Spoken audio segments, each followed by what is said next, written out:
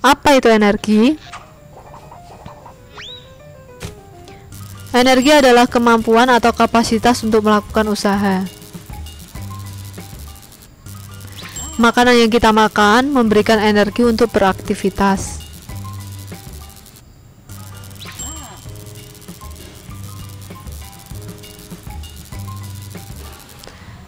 Selanjutnya adalah tentang energi potensial dan energi kinetik.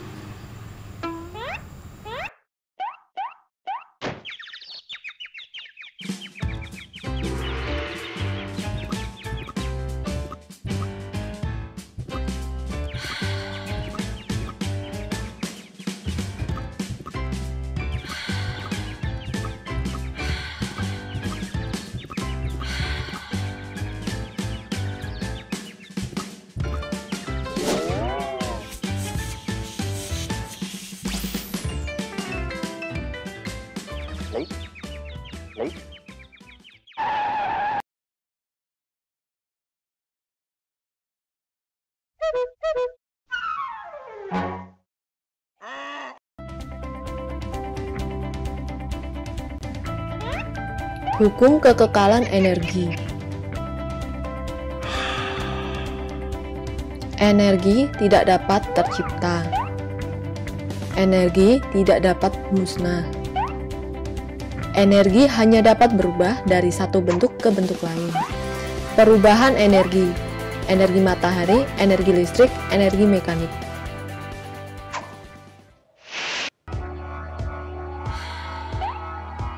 Energi potensial, energi karena posisi. Energi kinetik, dikarenakan gerak. Satuan energi adalah joule.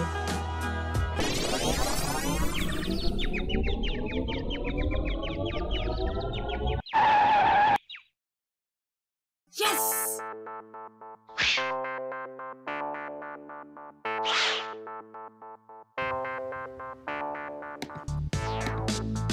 Ketika kita pegang ban di satu sisi,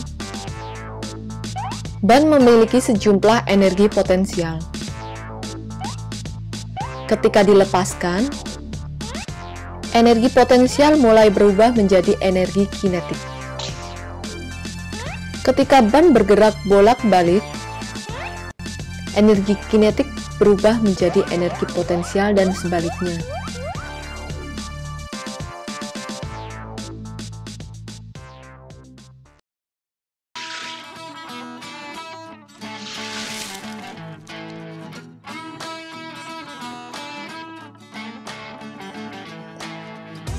Persamaan energi potensial dirumuskan EP sama dengan mgh, di mana m adalah massa benda, g adalah percepatan gravitasi bumi, dan h adalah ketinggian benda.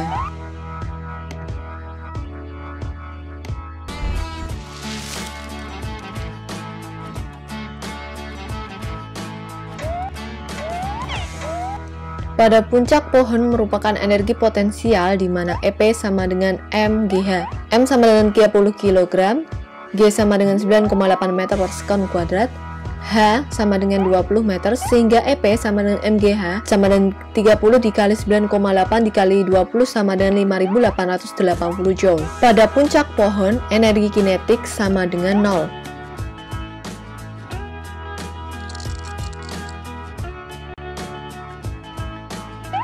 Ketika kita jatuh, energi potensial mulai berubah menjadi energi kinetik. Untuk menghitung energi kinetik, EK sama dengan setengah mv kuadrat, di mana m sama dengan massa atau dalam satuan kilogram, v adalah kecepatan dalam satuan meter per sekon.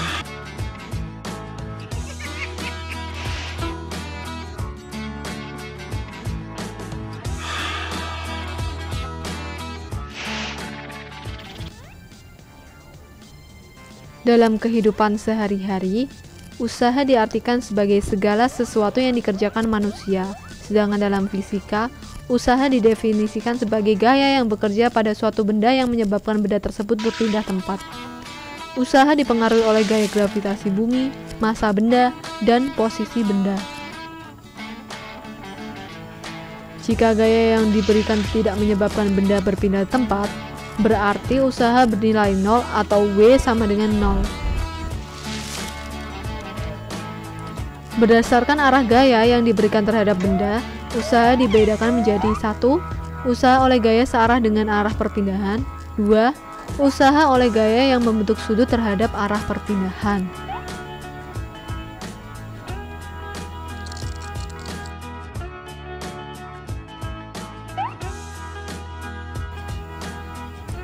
Pada materi ini, kita mempelajari 3 energi. Yang pertama adalah energi potensial, energi dikarenakan posisi. Rumusannya adalah EP sama dengan mgh. Yang kedua adalah energi kinetik, energi yang dikarenakan gerak, di mana EK sama dengan setengah mv kuadrat. Yang ketiga adalah energi mekanik, yaitu total dari energi potensial dan energi kinetik. Rumusannya adalah EM sama dengan EP plus EK.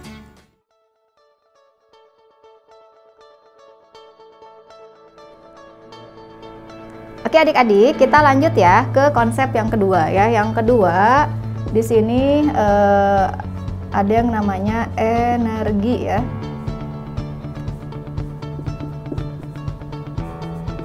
Nah, kita bagi ada 3 energi ya, 3 jenis atau 3 bentuk energi yang akan kita bahas. Pertama ada yang namanya energi kinetik. Oh ya, dari SMP ya adik-adik juga udah pernah tahu ya kalau energi sendiri itu apa sih? Energi itu berarti sesuatu kemampuan yang digunakan nanti untuk melakukan usaha ya. Nah, energi kinetik ya simbolnya bisa ditulis EK. Apa sih energi kinetik? Kinetik berarti gerak ya.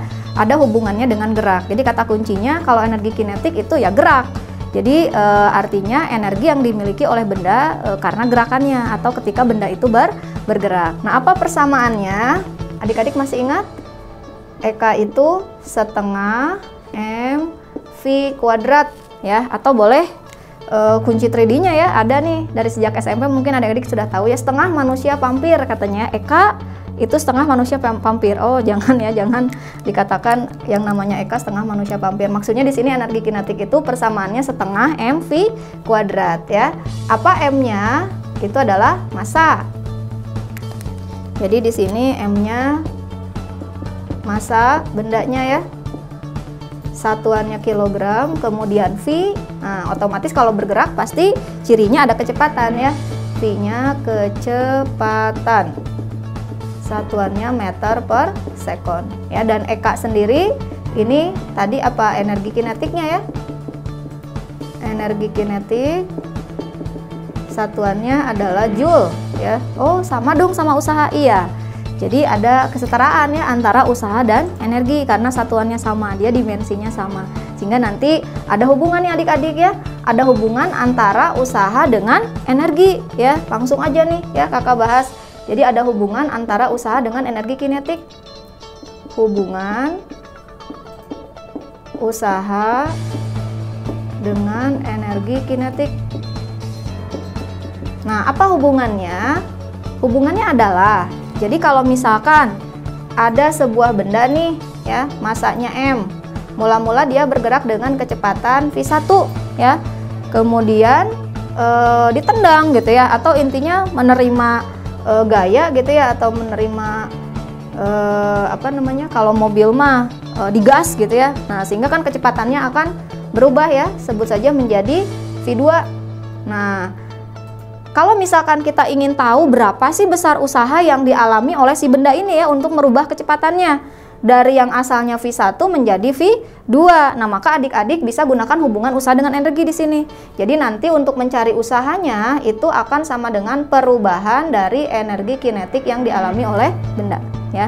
Yang namanya perubahan itu berarti selisih ya. Selisih apa? Selisih dari energi kinetik akhir, sebut saja tadi EK2 ya, dikurangi dengan energi kinetik awal yaitu EK1. Kalau kita urai, ingat EK-nya itu setengah mv kuadrat ya, berarti EK2 itu adalah setengah mv2 kuadrat dikurangi setengah mv1 kuadrat ya.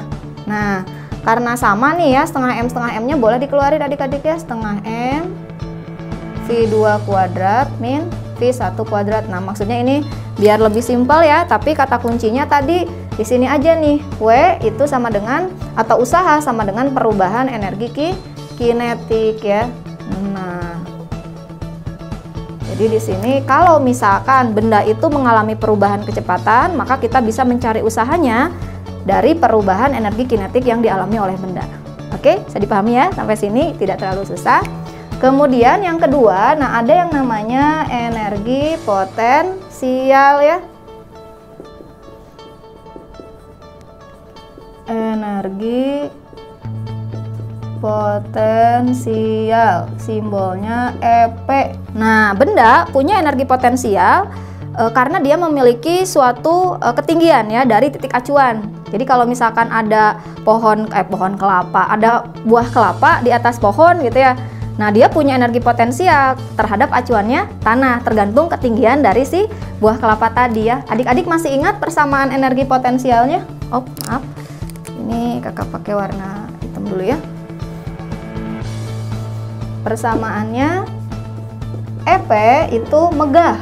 Megah itu artinya M kali G kali H ya, MGH. Nah, ini persamaan untuk mencari energi potensial. Sama ya, M-nya tadi apa? Massa. Ini massa bendanya, satuannya kilogram. Kemudian ada H, tadi ingat ketinggian ya dari titik acuan atau posisi. Ketinggiannya, satuannya meter. Kemudian ada G kecil, nah ini adalah percepatan gravitasi. Kalau misalkan masih di sekitar permukaan bumi, maka nilai G itu berapa? Iya, betul 10 ya. Jadi G di sini adalah percepatan gravitasi ya, meter per second kuadrat. Jadi kalau misalkan di soal tidak ditentukan, maka nilainya pastikan itu 10. Tapi kalau misalkan ditulis misalkan 9,8 ya adik-adik harus pakai ya, tergantung nanti kondisi soalnya. Oke. Nah, ada hubungan juga berarti ya antara energi potensial dengan usaha ya. Apa hubungannya? Jadi ada hubungan usaha dengan energi potensial.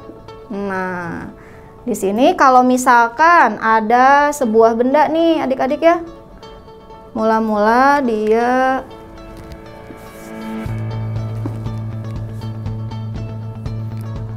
si benda ini ketinggiannya H1 ya dari atas permukaan tanah. Maka benda ini punya energi potensial sebesar MGH1 ya. Kemudian kakak naikkan atau angkat nih ke atas sehingga ketinggiannya berubah jadi H2. Butuh usaha nggak untuk naikin benda? Butuh ya. Berat kan ya kalau kakak naikin dari ketinggian H1 menjadi H2 ya. Berarti butuh usaha. Berapa besar usahanya? Nah, karena di sini yang berubah adalah posisi benda atau ketinggiannya, maka gunakan untuk mencari usahanya adalah perubahan energi potensial ya. Jadi ada kata kuncinya ya. Jadi perhatikan kondisi bendanya, apakah yang berubahnya itu tadi kecepatan. Kalau kecepatan berarti pakai energi kinetik, tapi kalau yang berubahnya adalah posisi atau ketinggian, maka untuk mencari usahanya kalian bisa gunakan perubahan energi potensial ya. Artinya sama ya, anggap ini kondisi 1, ini kondisi 2. Berarti delta EP-nya atau perubahan energi potensialnya, energi potensial akhir dikurangi energi potensial awal ya. EP2-nya berarti M, GH2 dikurangi M, GH1. MG-nya sama, boleh keluar, MG H2 min H1 ya. Nah, boleh ini berarti persamaan yang bisa adik-adik gunakan ya. Kalau misalkan ingin mencari usaha, kemudian kondisi benda yang berubahnya adalah energi potensial. Oke, sampai sini bisa dipahami dulu ya. Lanjut, ada satu lagi bentuk energi ya. Namanya adalah energi mekanik ya. Jadi yang ketiga, energi mekanik. Biasanya dikasih simbolnya EM ya. Nah, energi mekanik itu dikatakan sebagai energi total ya. Energi total artinya penjumlahan dari energi kinetik dengan energi potensial ya. Jadi tinggal dijumlahkan saja. Energi mekanik itu penjumlahan dari energi kinetik dengan energi potensial. Kalau diurai energi kinetiknya apa? Setengah mv kuadrat dan energi potensialnya adalah mgh ya. Nah, ini energi mekanik ya. Nah, selanjutnya nih kakak langsung ya, konsep terakhir dari bab usaha energi adalah ada yang namanya hukum kekekalan dari energi mekanik ya. Jadi konsep yang terakhir di sini ada yang namanya hukum kekekalan energi mekanik. Hukum kekekalan energi mekanik ya. Jadi kalau misalkan di SMP mungkin kalian pernah tahu istilah bahwa energi itu kekal ya, tidak dapat diciptakan dan tidak dapat dimusnahkan, hanya bisa dirubah bentuknya ya. Misalkan dari potensial berubah menjadi energi kinetik. Contoh misalkan tadi buah kelapa di atas pohon, dia punya energi potensial ya, karena punya ketinggian dari tanah. Kemudian kalau misalkan tiba-tiba si buah kelapanya itu jatuh, tentunya bergerak ya. Jadi si energi potensialnya itu dirubah menjadi apa? Karena bergerak berarti menjadi energi kinetik ya. Nah, di sini di setiap posisi tempat jatuhnya si buah kelapa tadi itu energi mekaniknya akan tetap ya. Mau kita tinjau ketika dia di atas, di tengah gitu ya, ataupun pas dia udah jatuh di tanah, maka total energinya itu harus tetap. Itu maksud dari hukum kekekalan energi mekanik. Asalkan ada syaratnya ya. Syaratnya adalah ketika si benda tadi bergerak, maka tidak ada gaya lain yang mempengaruhi benda. Meskipun misalkan ada udara bergesekan, maka gesekan udaranya biasanya diabaikan supaya energi mekaniknya berlaku ya. Jadi di sini ada hukum kekekalan energi mekanik. Jadi kalau misalkan ada dua kondisi, maka energi mekanik di keadaan awal itu harus sama dengan energi mekanik di keadaan akhir. Tadi energi mekanik itu apa? Penjumlahan dari energi kinetik dengan energi potensial, atau energi potensial ditambah energi kinetik, boleh ya. EP1 berarti kalau energi mekanik 1 ya, EP1 ditambah EK1. Kalau energi mekanik yang akhir atau yang kedua berarti EP2 ditambah EK2. Epek sama dengan epek ya. Epek kunci 3D-nya. Oke. EP1-nya boleh adik-adik urai jadi apa? MGH1. EK1-nya berarti setengah mv1 kuadrat. Artinya H1 ya ketinggian awal ya bendanya, V1 berarti kecepatan awal bendanya. Kemudian kondisi keduanya berarti EP2-nya dirubah jadi MGH2. H2 artinya ketinggian pada kondisi akhir atau yang keduanya ya, ditambah dengan EK2-nya setengah mv2 kuadrat. Nah, inilah persamaan dari hukum kekekalan energi mekanik ya. Apa tadi kunci 3D-nya? Epek sama dengan epek ya. Oke, contoh ya. Kita lihat contoh sederhananya.